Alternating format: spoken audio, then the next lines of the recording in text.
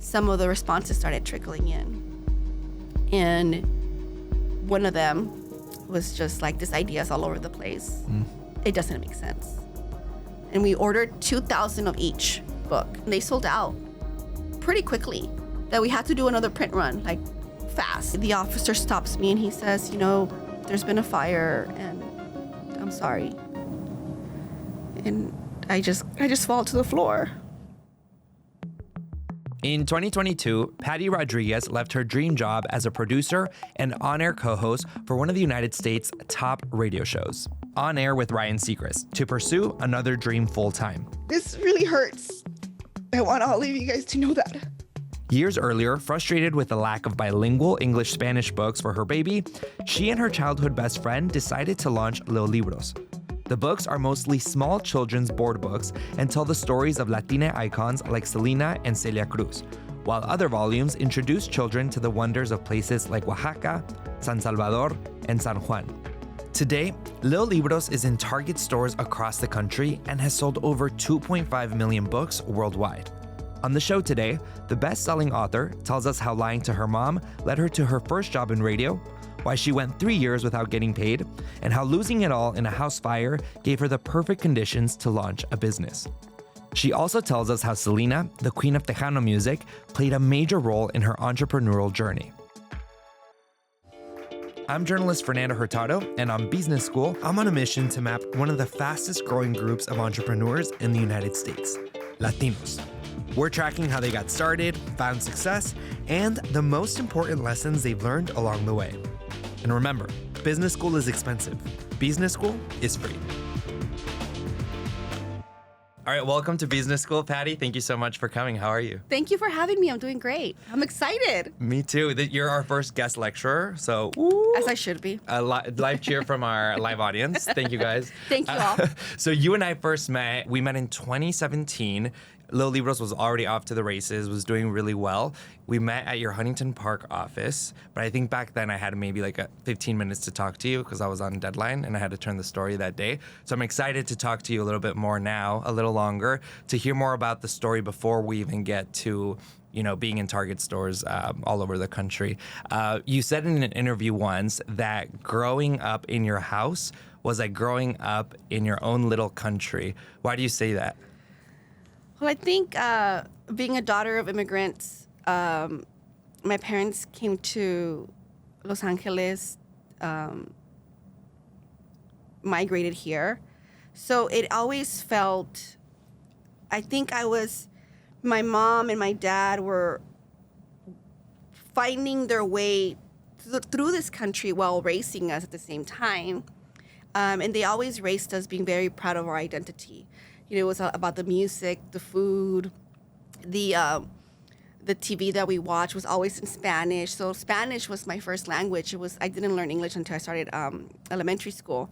But I always felt very proud. So it just felt like it was a very nuclear family, and it always felt safe. So it just felt like it was our own country. And you said English was your second language. You go on to launch this fabulous career with books, a business with books. What role did books play in your life? Oh, a huge role. Even though my parents worked for many hours growing up, my mom worked 16-hour days, long days. She somehow always, I remember books always being a very important part of our lives. I don't know, remember this, but back in the day, there would be salesmen knocking door to door.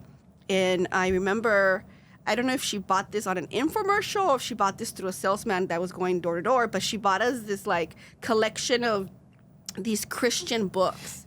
Cuéntame una historia. Okay. And they were all in Spanish.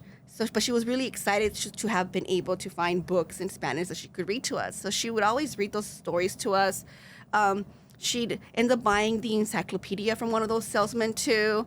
She always wanted to make sure that we had books at home. Even if she didn't really spend much time reading it to us, it was something just part of our lives.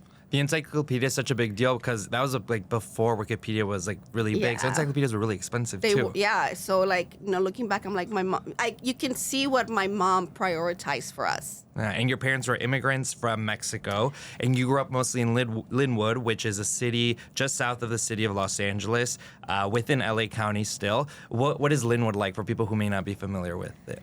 Linwood is it's a black and brown community. It's an immigrant community.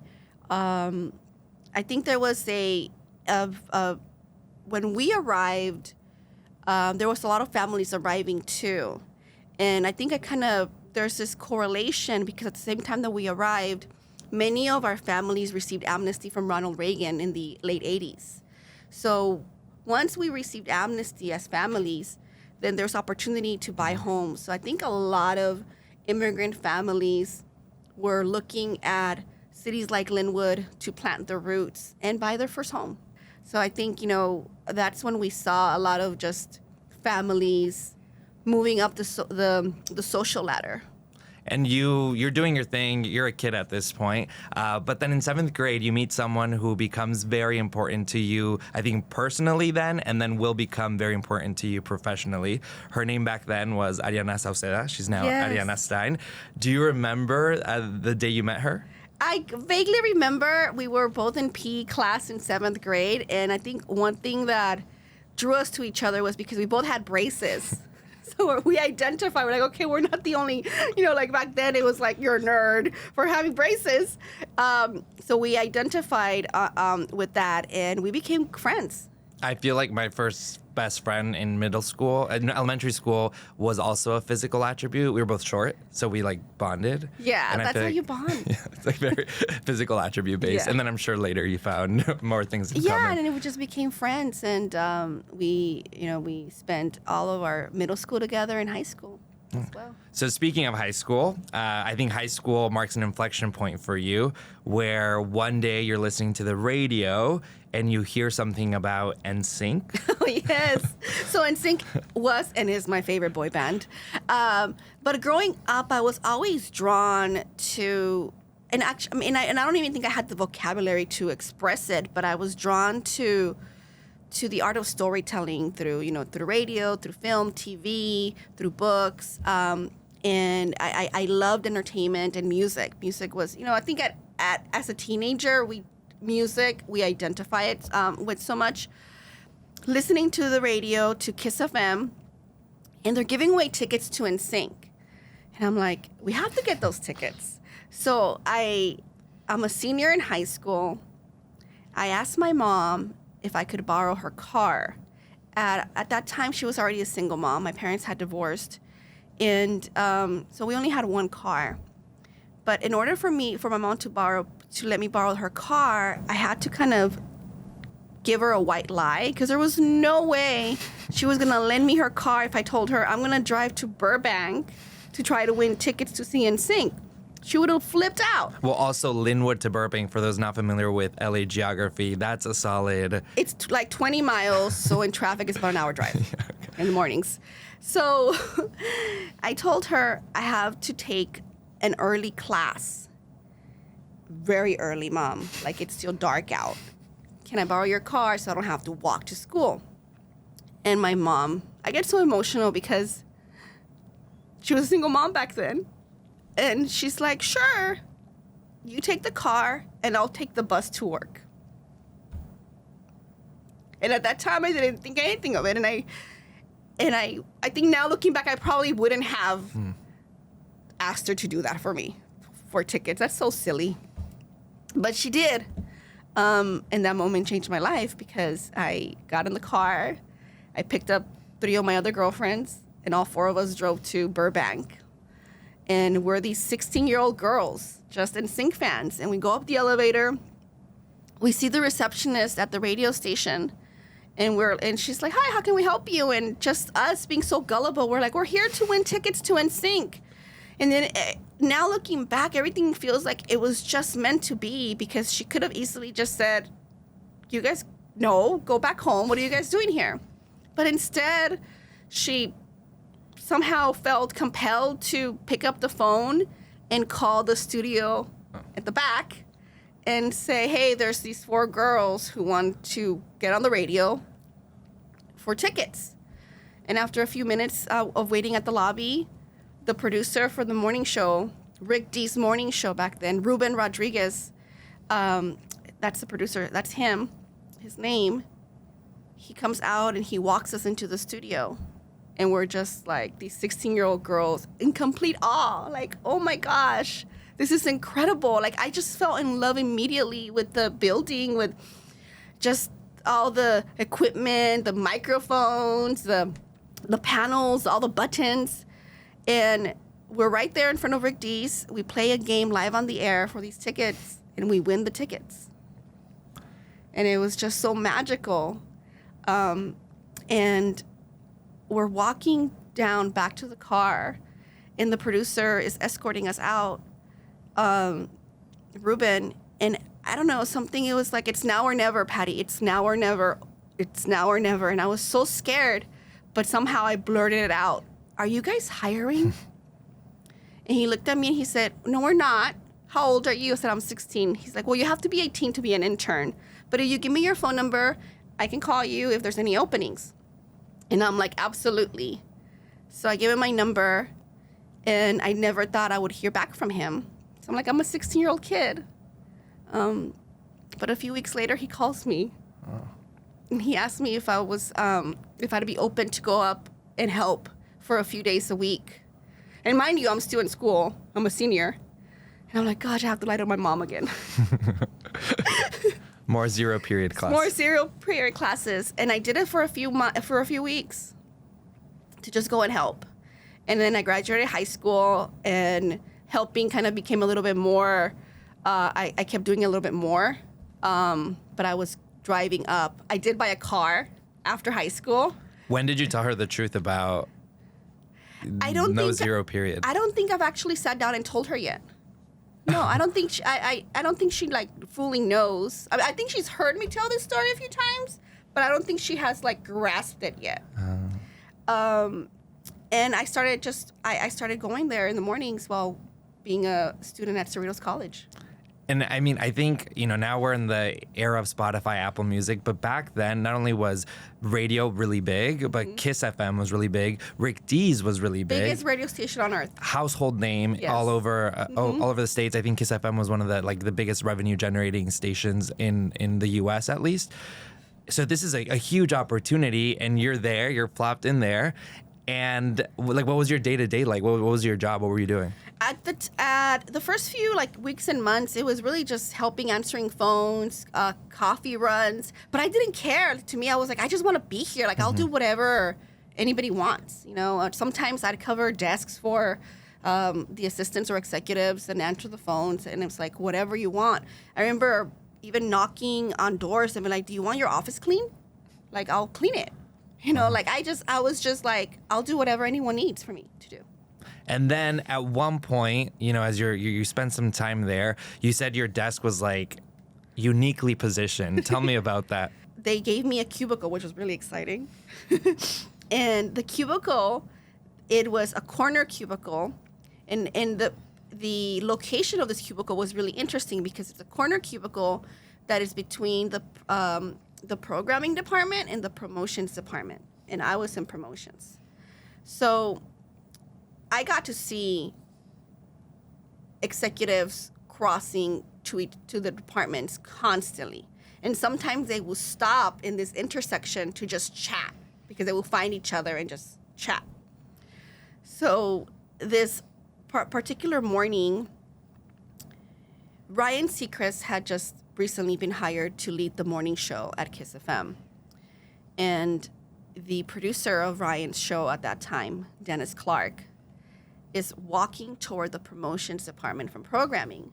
And my boss from promotions is walking toward programming. And they meet in this intersection. And they decide to have their conversation there. And I'm not eavesdropping, you can just hear it all. And I hear Dennis Clark telling my boss, hey, I am looking for someone that can speak Spanish right now while we find an assistant producer full-time. We feel that we're missing that on the show.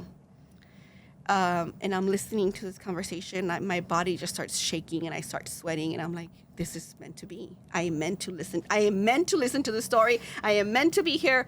How am I going to talk to my boss? Like, I need to tell him. I need to find the courage to say to him, I speak Spanish. You know I speak Spanish. I can do this. And I'm trying to find the words, and my throat is like just clenching. I'm like sweating. And then they decide to go their different ways. And I'm like, it's now or never. Get up, Patty. Find the strength to get up and go tell your boss that you can do this. You can help. And it wasn't even a minute when my boss comes up to my desk and he's like, hey, Patty. And I'm like sweating. And he's like, look, I'm looking through the team. And do you speak Spanish? I'm like, fluently. It's my first language. And he's like, great. Can the morning show needs help for a few weeks. Can you come in the mornings to help?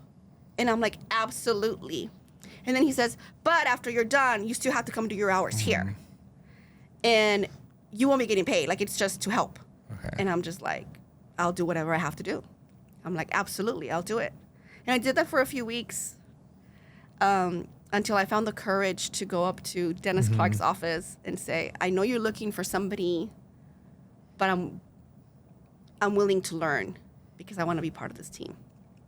And he had a conversation with me, and he says, well, let's do it then. And I went to my promotions department, and I said, they're hiring me. Wow. And you got it. And I got it. And I feel like you start as a quasi-intern kind of, right? And then you work yourself up into this full-time position. I think internships now are hard to find paid. More of them are paid. Back then, were internships paid? You know what? I don't know the answer to that because let me tell you why. I did an internship for 3 years unpaid. Wow. And I think I kind of was navigating under the radar for that long because I was afraid to speak up and ask for either a paid position or even a paid internship. I was afraid that if I spoke up, they were going to find out the truth that I don't belong here. And I'm like, let me just navigate under the radar. I love this so much that getting paid doesn't even matter. Wow. You know, I have my job at JCPenney and at the Warehouse Music Store. I'm fine. I could do this for free for the time being. You know, so I was juggling this free internship for 3 years. And I don't even think anyone knew, none of the executives knew this. You know, I think they just thought that I was there. They just assumed you were? Somebody assumed, like, I'm sure someone, or maybe they didn't even think about it, but I'm sure they assumed, like, her paperwork's taken care of. It's done. So after 3 years, I did find the courage to finally say, like, well, I can't be working at JCPenney. I have to commit to this. So I went to my boss at that time, and I said, I'm not an employee here. And he's like, wait, what? And I'm like, I'm not. He's like, you've been coming here for the last 3 years for free? I'm like, yeah. And I would like to be part of the team.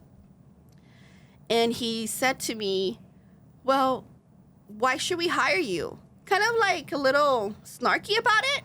I think and I'm like, I'm not going to let this man get to me because I really want to be here. So he said, do you know all the extensions of all the executives?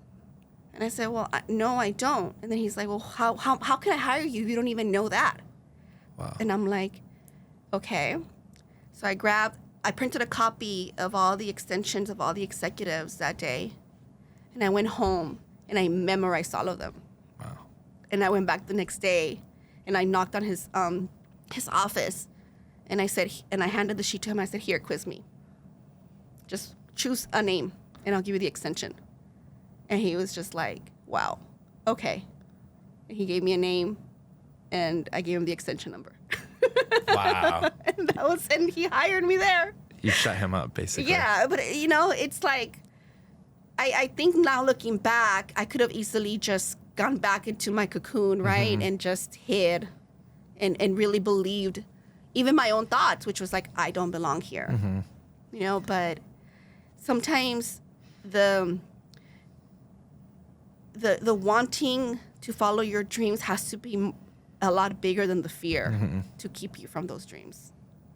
And then you're at this massive dream, which I don't even know if you ever had the dream to work on like one of the top rated morning shows in America, which is on air with Ryan Seacrest. And at the time, what is it, 2004, 2005? 2005. Okay, Ryan Seacrest is like, he's coming off American Idol. Like, he's like the top like talent on TV, radio. On Earth. Yeah, on Earth. American Idol's like the top rated show, dominating ratings. Everyone's talking about it. We're hot off Kelly Clarkson. You know, it's like that moment, and you're working with him. That must have been an unbelievable opportunity. Is that something you were like vying for, or were you just kind of like, oh, well, this is cool? I don't know if I dreamt that, if I had a clear picture of it, but I do remember knowing that I was meant for something a lot larger than what Linwood could offer me at that time. And I think that's also one of the challenges for children of immigrants, that sometimes our dreams are too big for our environment. And, you know, I never left Linwood, but I did feel that I couldn't fit in this box.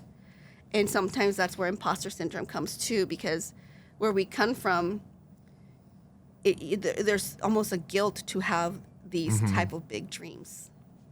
Yeah, it's almost like I got in here by accident. Yeah. Almost. Wow. So while you're having this, I think, dream-worthy career with Ryan Seacrest and with Kiss FM, I want to go back to Ariana. What is Ariana up to in this time? You know, she's at school. Okay. She's at school, and I believe, and you know, I think we're kind of navigating separately, but they're my girlfriends. So on the weekends, I'm hanging out with them. And then sometimes it would be really cool because we would get like premiere tickets at Kiss, and I would invite them. Like I'd always, you know, I would share these experiences with them, and it was just fun. So they, you know, she was always part of my life. But you know, she went to school. She graduated from college. She got into real estate management. Okay. But she, you know, she's one of my best friends, so we were always together.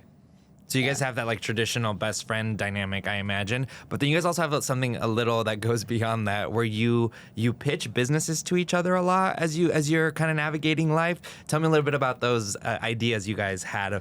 Yeah, I think, you know, we're both dreamers, so I don't have the vocabulary to express why I always felt, or why she always felt comfortable with us talking about business ideas, because we didn't even have the vocabulary. I didn't have the vocabulary.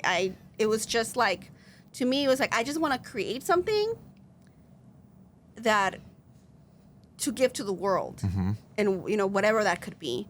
But you know, we did have, before Little Libros, we did have some interesting ideas that we wanted to bring to life, and one of them was a hot dog stand. And this actually came to us from a friend who worked at a bank.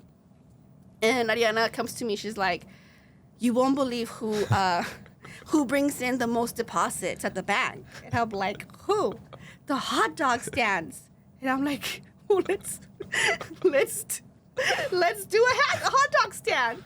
So we go to Costco or Sam's Warehouse, and we start like looking at pricing for hot dogs at a wholesale, and for the buns. And we drive to downtown LA to look at equipment.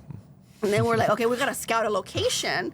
And we go to MacArthur Park to scout a location. And we start interviewing the vendors there. And then we're like, okay, we do this. We have to stand out and be different. You know, but again, I don't think it was, you know, that type of thinking I didn't go to school. I think it was just innate in us. Like having the marketing viewpoint. Like you weren't like, what's our market differentiator? No, nothing like that, you know, but it just was innate. Like, you want to create something, you have to, one, do it with a lot of love, and two, be different in the sense of like who you are. You know, so we had an understanding of that. And that idea was, the way to be different was you were going to... We were going to start wearing soccer jerseys. And if there was a game on the weekend, we'd wear that jersey and, you know, and bring out the flags and make it into like an experience for people to buy a hot dog. And heels. And in heels, yes. You know, we're very feminine, and we're like, you know, in heels and jerseys, and we'll get the crowd. Yeah. It didn't materialize, and I'm actually glad it didn't. I wouldn't be happy if there was pictures of that. You'd been working a lot of weekends, but I think it speaks to something. It's a very LA idea too. Like hot dogs dominate street food in a lot of ways, especially after games. It's a big economy, and MacArthur Park, it's like a concentration of food vendors there. So you have that idea. Then later you have like a PR firm. You also have a bilingual celebrity news website. Eventually, though, you have an idea for something to do with books. How does that idea come about? So eventually, you know, we started growing up even more. I become pregnant with my first child, and things just start changing. I think when you become a parent, your entire point of view, everything that you believed in, just completely changes. You do like a whole 360. It's like almost like a rebirth. And me being pregnant, I started thinking about my own childhood and how I was contemplating on how to raise my child differently, and sort of also raise him to be proud of being Latino. Because again, going back to my own identity, it took me a very long time to be comfortable in my own skin, to be comfortable with my accent, be comfortable, you know, with the way I look, my skin, the color of my skin, my hair, you know, working at such a young age, at 16 in this space, you don't see a lot of women in power that look like you. So with my child, I was like, what is the first form of media children consume? And it's books. And I'm looking at books in the market that are available, and I don't see any that are representative of our community. There are books that are in Spanish, like If You Give a Mouse a Cookie, Where the Wild Things Are. Beautiful books, but those books don't represent us. They were not written for us. So I started thinking about creating board books that celebrated our traditions and culture in both languages. Because I was like, I want to make sure I raise my child bilingual, or at least try really hard to do so. So I wrote the manuscript, and at that time... Which a manuscript is literally like the story. It's literally like the story of like the way you envision the book, what you want the book to be. And I did it the traditional way. I would send off, I would put them in an envelope, put a stamp on it, and just send it off to publishers across the country.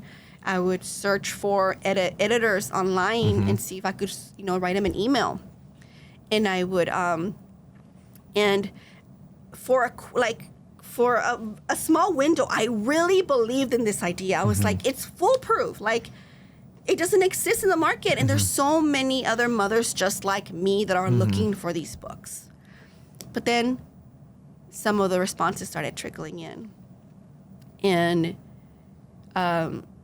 one of them was just like, this idea is all over the place. It doesn't make sense. And when you see that, it's not the first time we have been told that we don't make sense, right?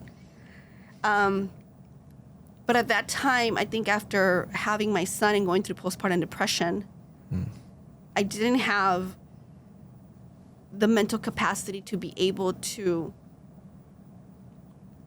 break those words down, and instead I believed her. And I shut myself down and I said, you know, she may be right. Who do I think I am, thinking that I could write a book?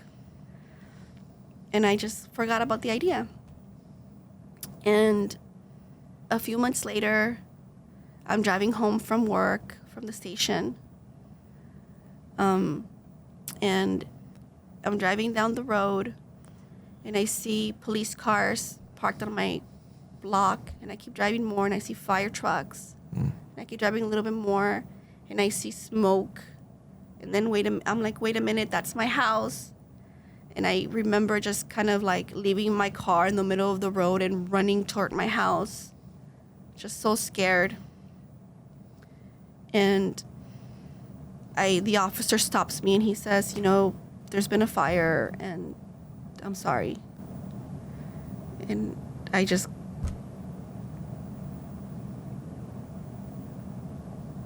fall to the floor. And I call my mom and say, we just lost the house to a fire. I'm sorry. Wow. And my son was 3 years old. And we stayed at a hotel that night. And I remember this so clearly. I was like, I'm going to do whatever I have to do to give you the best future you could have. Because that day, I think I was like overdrafted on my bank account. And I realized that if I'm gone, that's all I have for my child. Like, that's it. And that's me not breaking any generational trauma, but instead it will continue. And like, it has to stop with me. Like, I have to get it together and I have to figure out what to do. Like, we lost our house, we lost everything. Like, I need to figure it out.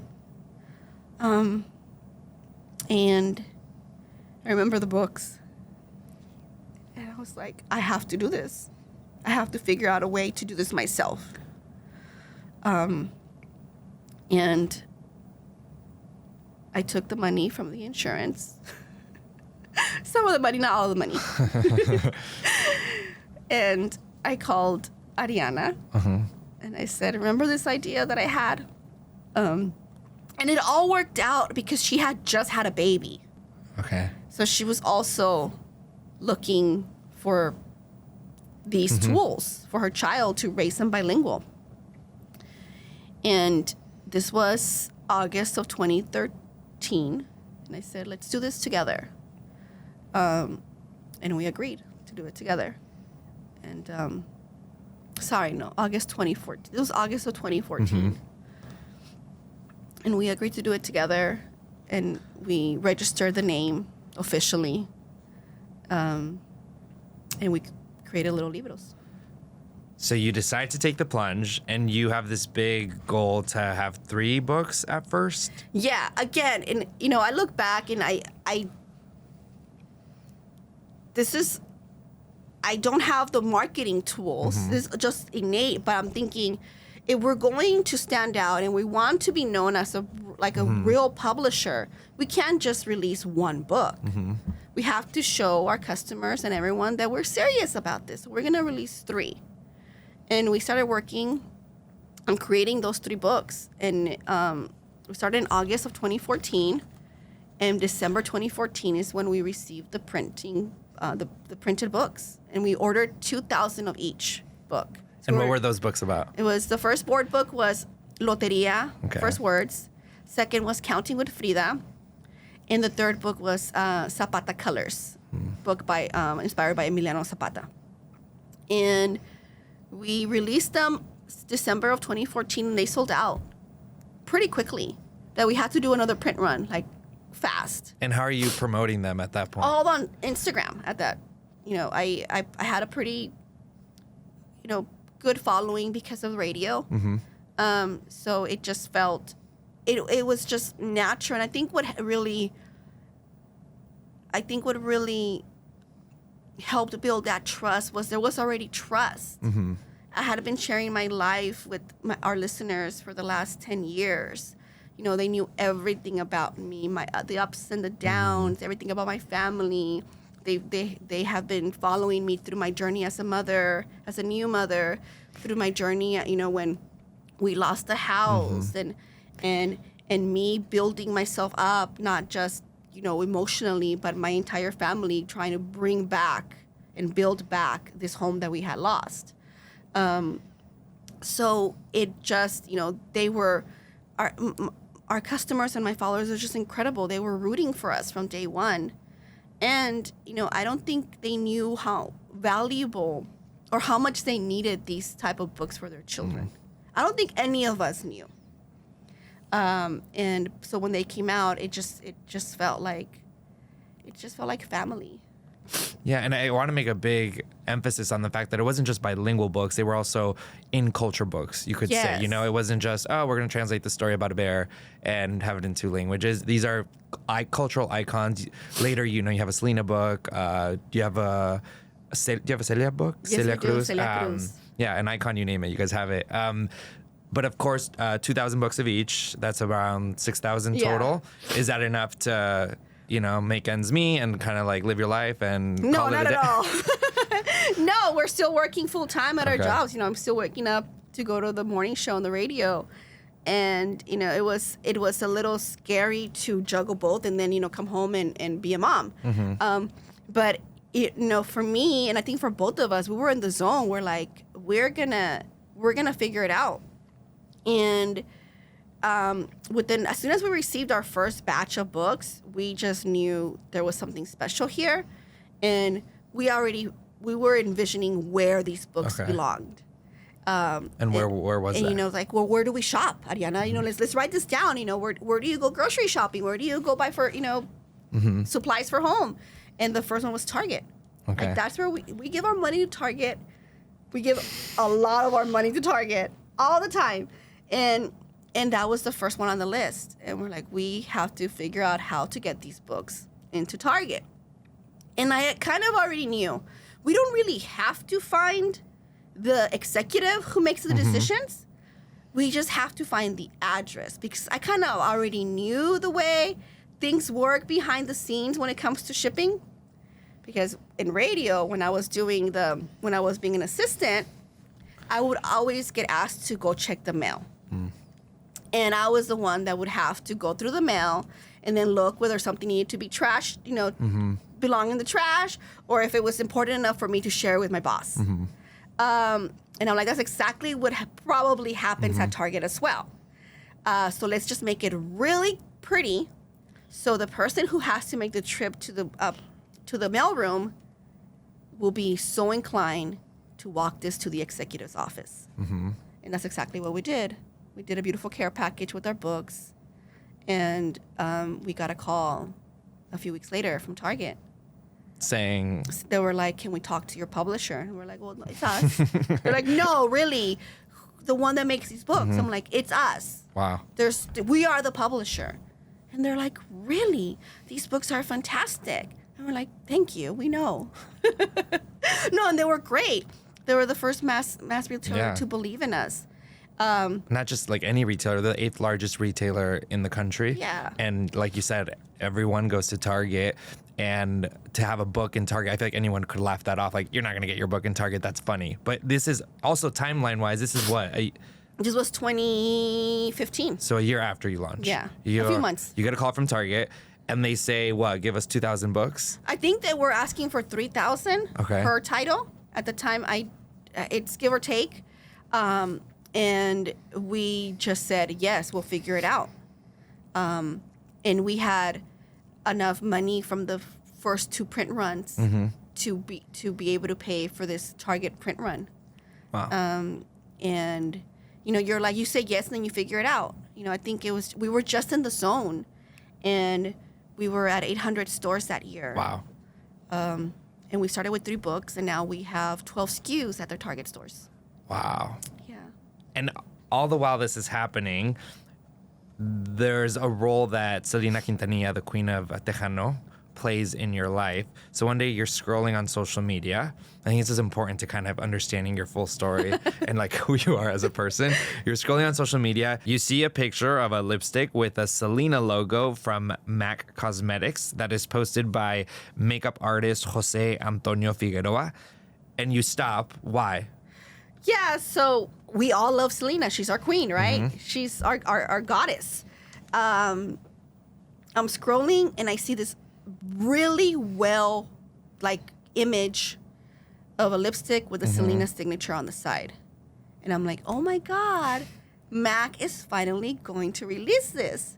Because a few years prior to that, I had tried to create a hashtag on Twitter that was like Mac for Selena or something like along those lines, and it didn't go viral.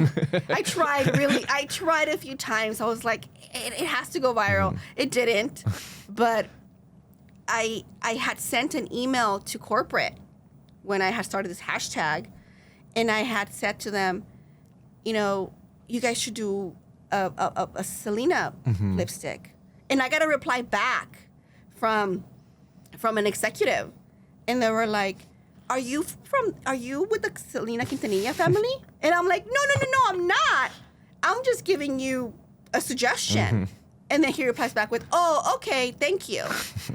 and that was the end of it. But then when I saw this image, I'm like, they finally did it. And I was so excited. But then I come to find out it was actually a photoshopped image from an incredible artist who was also thinking the same. I think a lot of us were. Like, it just made sense. So then I grabbed his picture, and I decided to create a what's it called? Petition. A petition. And I posted it on Instagram, and the petition exploded. And because I had the emails from the executive, I sent the link to the executive at MAC, and I said, look what's happening. And I'm like, one of your artists created this incredible image, and we would love to see this happen. And I didn't get a response back. I don't think I did, but the petition just continued growing and growing, in like thousands of signatures. And I remember like fans were going to the MAC headquarters, leaving like posters and messages, and like they were calling the headquarters saying like, you need to get this done. And it got picked up by like all the media, this petition. And I finally get a response from MAC, and they were like, I don't think you understand how partnerships work. We don't even know, we can't just do this without talking to the family, and we don't even know who they are. We don't have any relationship with them. And I said, well, hold on. Let me help you with that. And I Googled Selena's sister's contact information, and I cold called her. So you did not know her? No, not at all. And I was like... You said, hold on, let me Google. I didn't say that to him. I just said, hold on, let me figure this out for you. Let me do your job. And I called her, and I was so nervous. And I was like, I think I wanted to cry. And I was just like, I'm so sorry that I'm getting you involved in this. You probably don't even want the attention. Like, I had no idea how she was going to react. Maybe she didn't want this type of attention. I'm like, but I'm Patty. I created the petition. And they would love to chat with you. Can I make this connection? And she's like, absolutely. Wow. Yeah. So I went back to MAC, and I said, look, here you go. Please make this happen for all of us. And I heard nothing anymore until the announcement a few months later on Instagram, where MAC posted the announcement on their Instagram account. And I was just like, wow. It was so awesome to see it. And I really think that moment of that release and that makeup collection was really the catalyst for our community when it comes to the gatekeeper seeing our economic power. For the first time, I think in our history, they realized that if you create something truly authentic, that we will support it with our dollars. Yeah. That collection sold out within minutes. And to date, it's the best-selling makeup collection in history. Wow. Yeah.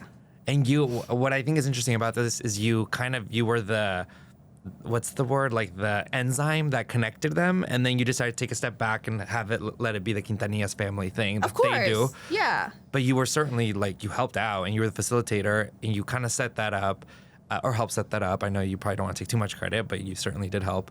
And then you still have Los Libros. So at 2014, I think you made what, like $11,000 or something? Is that what I read? The first year we made, 11,000. The first month, yeah. And then when do you start seeing like, oh man, this is like taking off and doing well?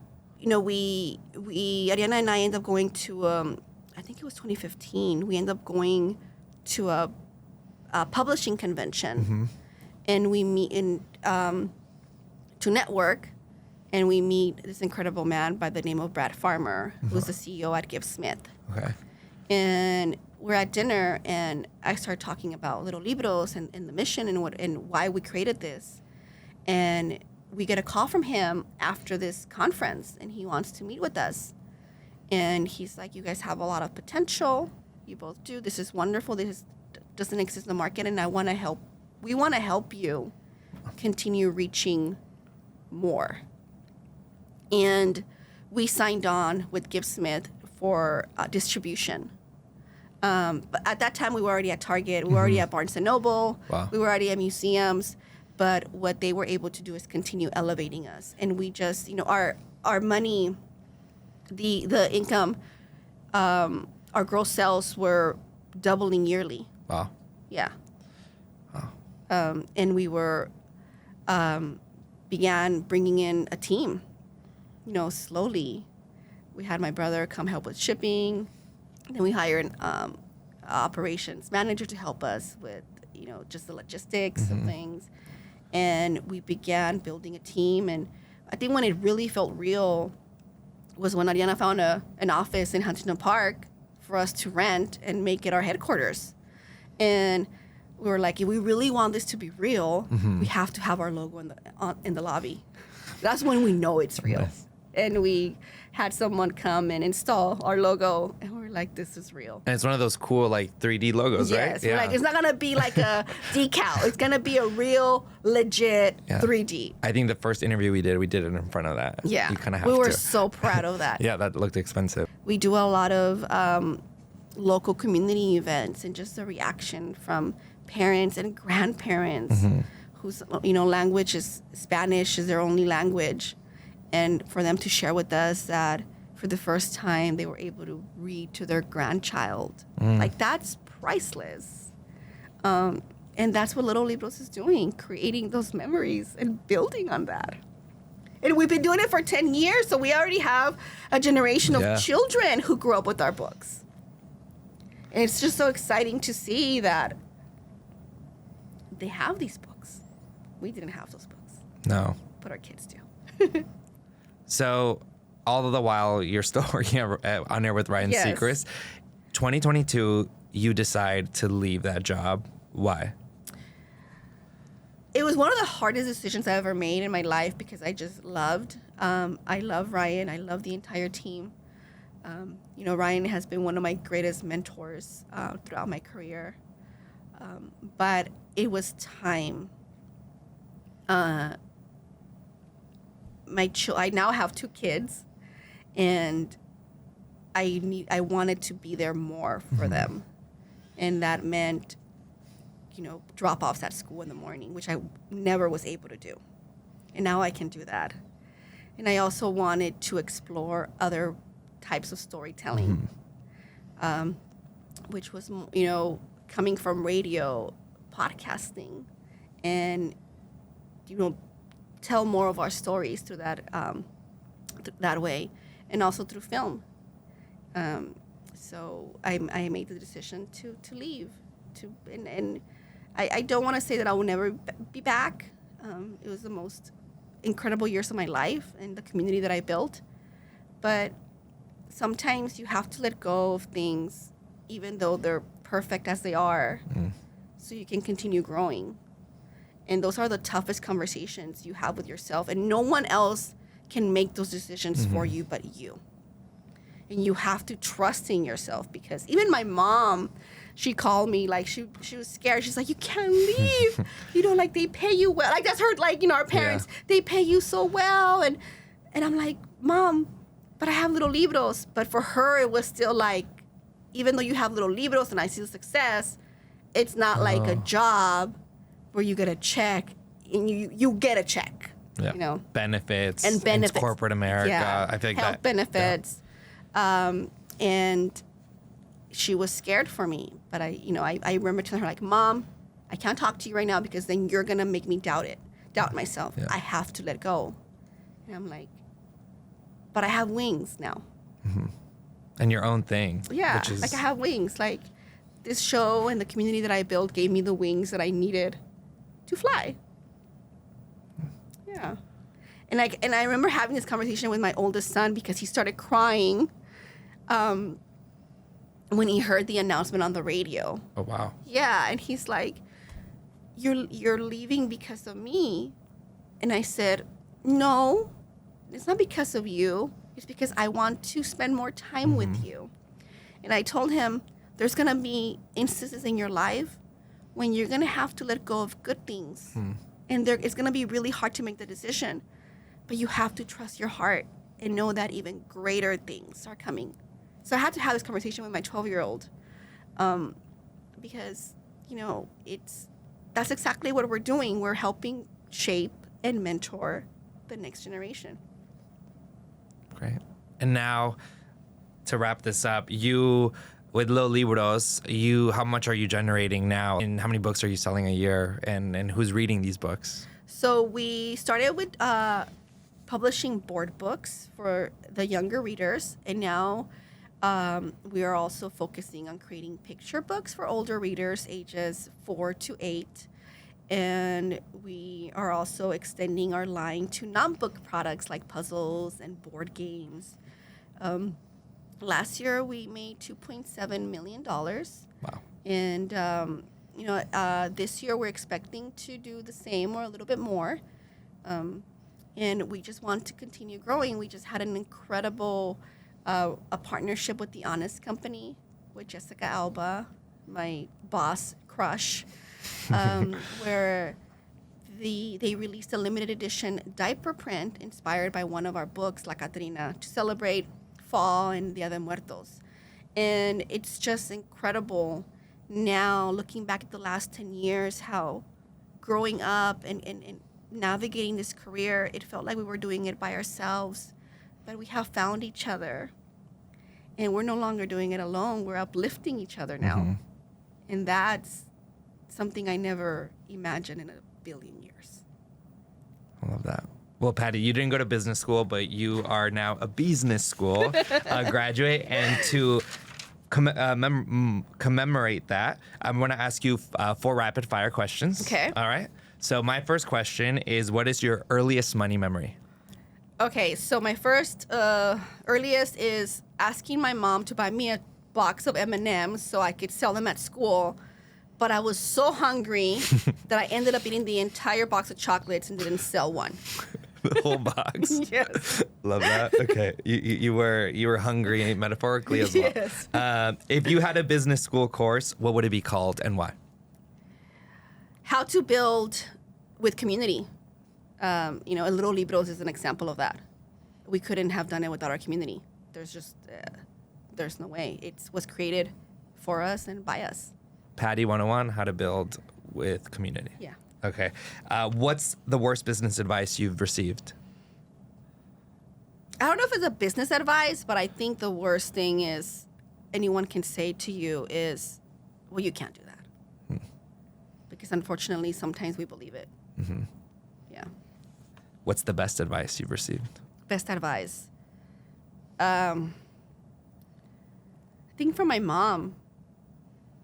It's like, just do it and I'm here for you. Right. And then finally, who else should we have as a guest lecturer or a guest on Oh my Business God, School? of course, Jessica Alba.